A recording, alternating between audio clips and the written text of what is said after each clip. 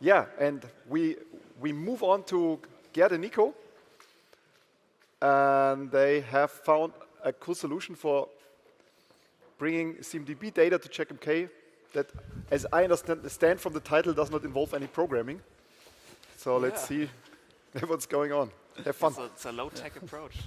Hello, everyone. Wow, what a tough act to follow. So clicker.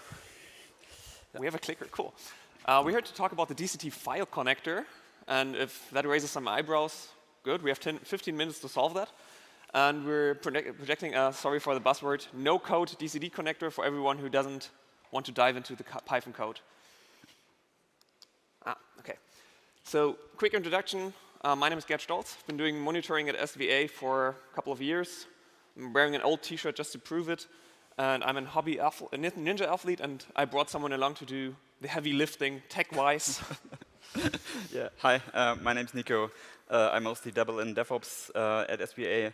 Before that, my main occupation was being a Python developer, and I think this is what Gerd actually contacted me because he had some issues he wanted to face, and he had a good idea how to solve it with the DCD. Yeah, and if I'm not doing tech stuff, I'm usually either on a bike or in the kitchen.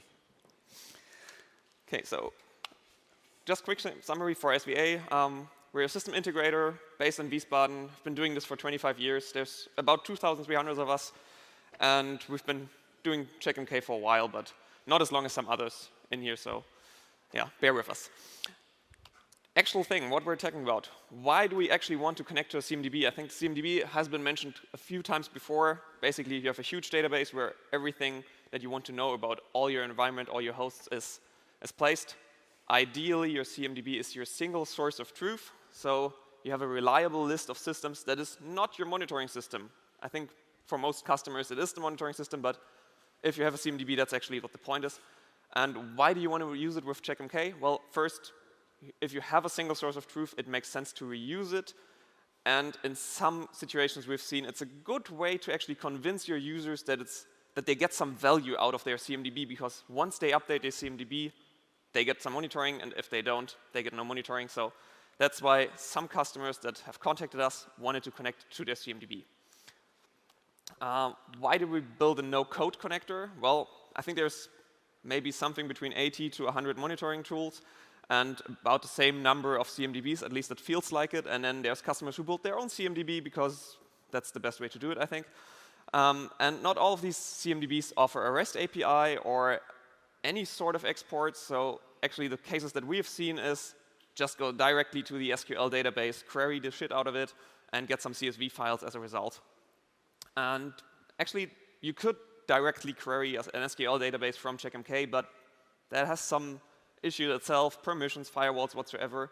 And troubleshooting the whole thing gets more complex, while if you have a CSV file in the middle, it gets fairly easy because you can look at the CSV file, decide, is that actually the number of hosts and this type of host that I want to import? Do I have all the information? And if you don't, then you can troubleshoot a CSV file, which is much easier to troubleshoot within the DCD. So that's why we have the file in between, because it's very easy to manage.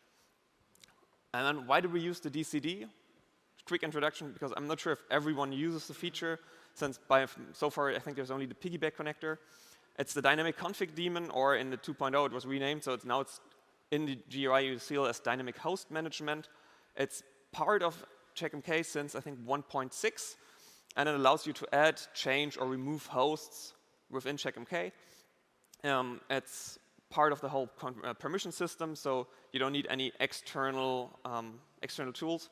It takes care of your scheduling, it takes care of logging, so it pretty much handles a lot of the nitty-gritty that you don't want to have to handle. And that offers you a very easy way to get users to configure additional jobs, because you can configure more DCD jobs if you need them to. And something that we just realized and didn't even manage to put on the slides anymore, if you can use the DCD, it's very easy to ship a new connector to customers, because you can just package this as an MKP, which is the easiest way of deploying anything in Checkmk, I think. And now we can check out what we actually have done with it. Yeah, so now we have the overview what we are trying to achieve, and This is actually a screenshot out of Wado. How did the first version look? You see it's very minimal. Back then it was called CSV import, and it did exactly that. You had some hosts in a file. On the bottom side, you see how such a file could have looked. Everything that is not a host name would be handled as a label. And once hosts are imported or their labels are updated, we will trigger the service discovery. So it's very simple at that level, but this is how we started out. But this worked well, and over time, there were requests for adding some more things into it. Since we were working with existing monitoring instances, there already were hosts there that have been managed before, and we had found a way to take them over so that now our CMDB is actually the source of information for that host. So we found a way to take them over, and also, since our customers requested it, we found some ways to limit what we actually want to import, because maybe sometimes you have only the Linux hosts in your monitoring solution, and you don't want to monitor anything Windows, and you might have a name that resembles what kind of system you have, so you can now limit this. Also, over time, we added some more support for different file systems. Here we have some JSON, another popular format, so all the following examples will be in JSON because we think this is easier to read than a CSV file for a human. One of the things we started out with was managing the labels. This has actually grown quite a bit. We manage the labels, we import them. If your host has a label we don't have, we will add it. We will update the labels corresponding to whatever we find in the file. And also some features came along the time. You can prefix the labels to see where is the source. Maybe you want to show this is a label that's coming from our CMDB. So we know, okay, this is automatically set. We do not alter what is already there from different sources. So if you have manually changed labels on a host, you added some more that aren't in the CMDB because it's useful for your case, we do not touch this. Also, another nice feature we had from a customer request is that we are able to sort the hosts into different folders based on what labels they possess. So for example, if you have like data centers with different locations, you could just label them, and then it would get sorted into the appropriate folders automatically. With this in place, we thought, why should we stop there? We decided to add prefixes to fields to represent different things we want to manage. We saw in the previous slide there was a label underscore prefix to the label, actually, so you can explicitly say this is a label, and then we use that mechanism to also take care of the tags we can supply to a host. Also, we are able to manage the attributes a host has, and if you like, you can manage the IP addresses as well. All of this is then coming from a file, no code involved. Just by giving the fields a specific name, you are able to decide what actually do you want to change on the host based on whatever is in your CMDB. In general, we are really, really happy with the DCD at all. We have instances that are managing tens of thousands of hosts. Checking if there is any update of a host is usually a matter of mere seconds. But some things we found out, API interaction might take some time. Especially when you're adding tens of thousands of hosts or changing a lot of hosts. So we added some chunking to not overload the system, to give it some time, which is especially important if you're using the automatic service discovery on a host, because if you import like 1,000 hosts at once, and now you want to discover the service on all of them, it takes some time and might make your UI respond a little bit slower than you'd like. Another thing we found out is that the DCD API client, which is provided by the DCD framework itself, is quite limited. So we had to work around a little bit. But I'm happy that here Tribe is listening to our feedback, and they are extending what is possible.